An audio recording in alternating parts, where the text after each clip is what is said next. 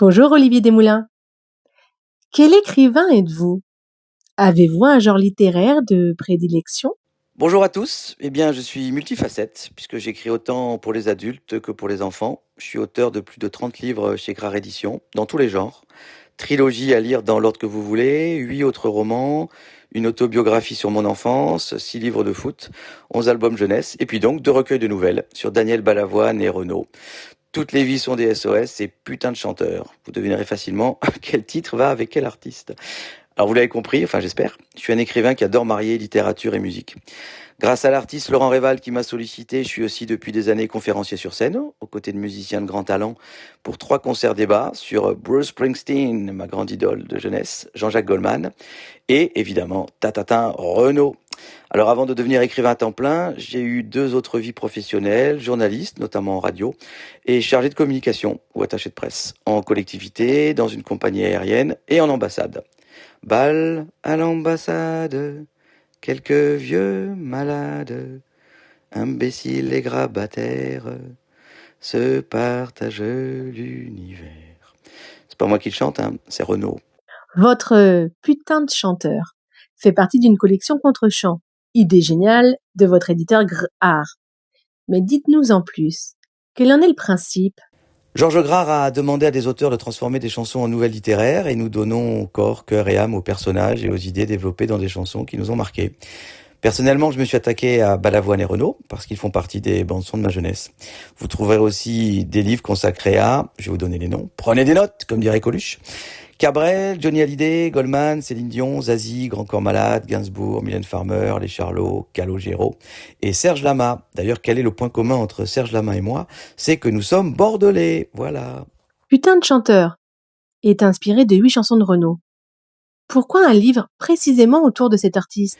Déjà, Renaud, pour moi, c'est l'enfance. Et ce sujet me tient particulièrement à cœur. Comme lui, je passe ma vie à courir après mon enfance, tant le monde adulte m'écœure et me débecte. L'œuvre de Renaud et son regard enfantin, c'est ce que j'aime. Et c'est ce grand écart qu'il a lui tout seul. Il y a le révolutionnaire anard, il y a l'amoureux perdu et perdu, puis il y a le blagueur, le Renaud drôle, celui qui joue avec les mots comme les enfants d'hier jouaient avec leurs billes dans les rues de Paname, avant l'arrivée du tout écran à tout âge qui abrutit tous les cerveaux. Non, en réalité, ce qui est vraiment génial avec Renaud, c'est que ses chansons sont souvent déjà presque des nouvelles, en tant que telles, avec un début, des histoires, une chute, des personnages dans lesquels on se reconnaît, des personnages qui évoluent au gré de la chanson.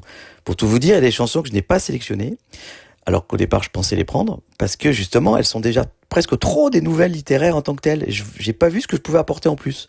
Un exemple, Mimi l'ennui, qui est une de mes chansons préférées, je ne l'ai pas sélectionnée, parce que je ne me suis pas vu apporter plus que ce que la chanson apporte déjà en tant que telle. Et là-dessus, vraiment, chapeau Renaud, quoi. Comment s'est passé le choix des 8 chansons de putain de chanteur? Avec mon éditeur Georges Grard, nous avons convenu d'emblée que Mistral gagnant et Manhattan Kaboul étaient incontournables. Bon, Mistral gagnant, tout le monde sait pourquoi. Les plus grandes chansons françaises de tous les temps, selon un sondage il y a quelques années. Et Manhattan Kaboul, parce que c'est la chanson qui a permis à Renaud en 2002 de se relancer et de toucher un nouveau public. Et puis, franchement, les personnages de ces 2 chansons sont un régal pour un écrivain. Alors je raconte leur vie en allant plus loin que les 2 chansons. Et je pense que vous serez surpris. Les 6 autres chansons que j'ai retenues me sont venues assez naturellement par rapport au thème et au ton que je voulais donner.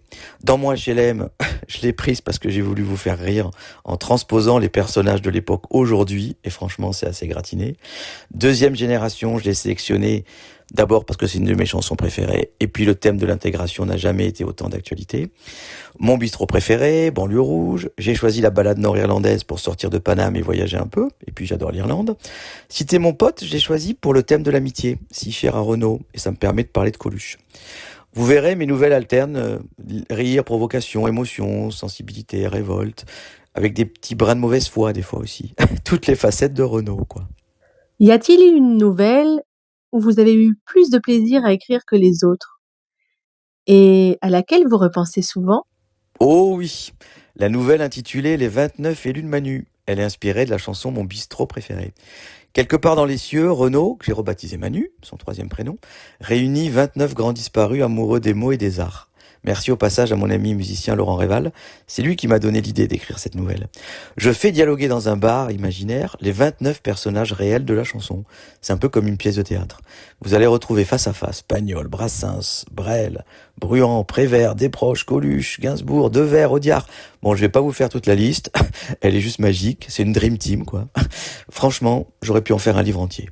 Alors, des années après avoir écrit mon bistrot préféré, Renaud a regretté de ne pas avoir sélectionné, entre guillemets, une ou plusieurs femmes. Je me suis permis d'en intégrer une dans ce bar. C'est la chute de ma nouvelle. Et elle fait plutôt rire mes lectrices-lecteurs. Avez-vous écrit Putain de chanteur tout en écoutant les chansons en boucle ou pas du tout? Les deux, je m'explique.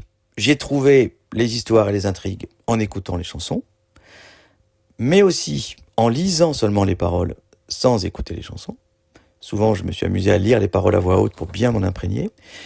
J'ai souvent ensuite écrit mes textes en écoutant les chansons, mais juste en fond sonore, un peu comme une muse accompagnatrice.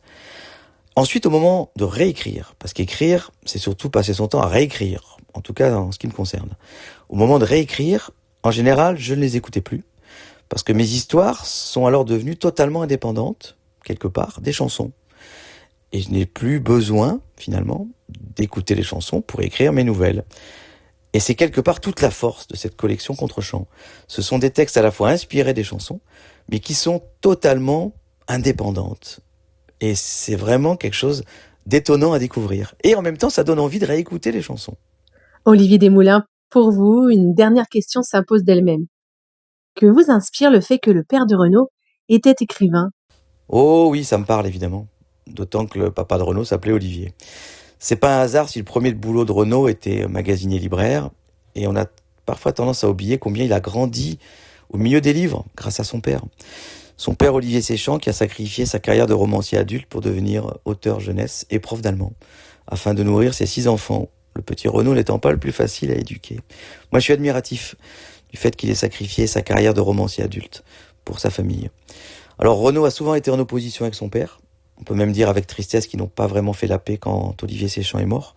Mais moi j'ai vraiment envie de lui dire de façon posthume qu'il a beaucoup plus marqué son fils chanteur qu'il ne l'a cru. Et ça me donne envie de vous citer ces mots, écrits par Renaud dans une de ses chansons. L'essentiel à nous apprendre, c'est l'amour des livres, qui fait que tu peux voyager de ta chambre autour de l'humanité. Voilà, tout est dit, non? Alors moi j'espère que vous allez voyager de votre chambre autour de l'humanité en lisant mon livre Putain de chanteur. Putain de chanteur est un livre d'Olivier Desmoulins, librement inspiré de 8 chansons de Renaud. Il se commande chez Grard Art Éditions sur le site internet grrrart-édition avec un s.fr. Il fait partie de la collection Contre-champ, dans laquelle vous trouverez également un autre livre d'Olivier Desmoulins. Toutes les vies sont des SOS, inspiré de 8 chansons de Daniel Balavoine.